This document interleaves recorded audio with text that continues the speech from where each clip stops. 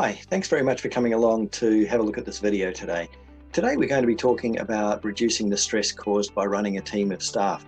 And it's a sad fact that most of the business owners that we've met over the years face an inordinate amount of stress at various times in running the business. And so today we're going to cover off a few of the elements that you can put into place to reduce this stress and make a better business that runs smoother for it, and also reduce the stress that you find with your staff and the way that they run in the business as well. So let's get into the ways that you can reduce the amount of stress that is caused from running a team of people.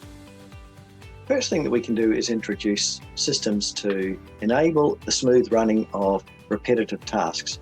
So much of the stress in a business comes from people not knowing what they're doing, and so they just invent it along the way. And each time they do things, they reinvent the way that things are done. And this also happens each time a new person comes along to do that particular task.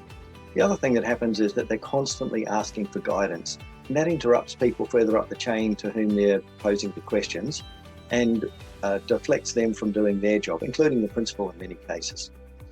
Worse often is that they guess at what they should be doing and they don't get it correct, and then it's left to somebody further up the line to actually sort out the mess after they've created it. Whereas if the thinking was done once and the system was created, then everybody could just operate to the same system and the jobs would be done the correct way.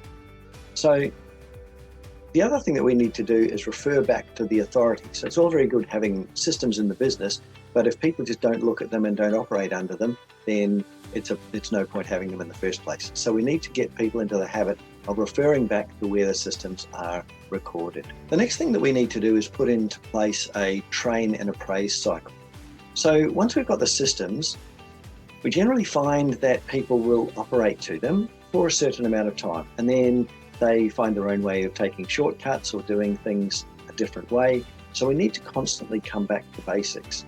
And if people are creating different ways of doing things, that's admirable, and we should home in onto that and make sure that we're capturing all of the smarter and cleverer thinking that's emerging in the business.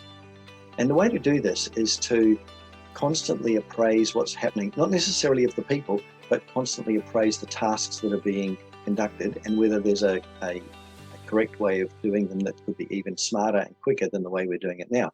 Incorporate that back into the written processed systems that we've got, and then we can move forward with a better way of running the business from there.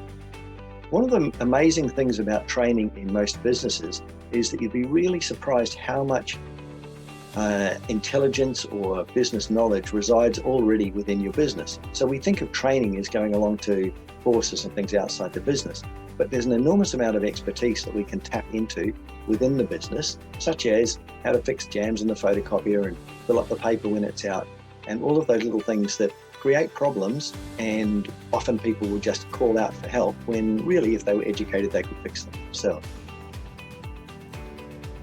Another one of the things that we need to do here is to empower our teams to think. It sounds like it's a fairly straightforward process, but it's amazing how many people just go through the day without putting a great deal of thought into what they're doing. And whenever something hits them from left field, they don't even put thought in at that point. All they do is ask somebody.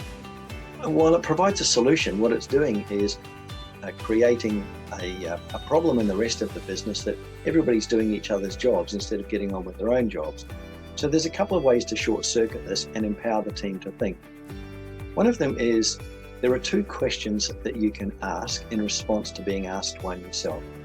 So for example, if somebody comes along and asks how to do something, one of the questions is, well, what are the alternatives to that? And which one do you think is the best way that we should proceed? And the second question is, if you owned the business, how would you address this issue? And that way, what you're doing is encouraging your team to bring options and think about the best option. Now, as they get more skillful at this, most of the time they'll be finding out the options for themselves, and then the correct option will become immediately obvious to them and they'll put it into place. And occasionally they may need to refer back to a specific higher authority if they truthfully need some reassurance, but in most of the cases they'll be able to figure it out. And you've encouraged them to bring your options instead of just open-ended questions.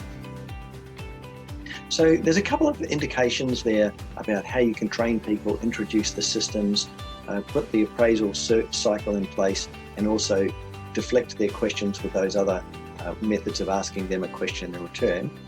So if you need more detail about this, just go along to the website and have a look at one of our webinars, but maybe even just give us a call. We're happy to talk and with you at any stage about the options surrounding your agency and ways we can move forward with you, and maybe just even book a strategy call with us so we can talk in detail about where your agency is up to. Thanks very much for coming to watch the video.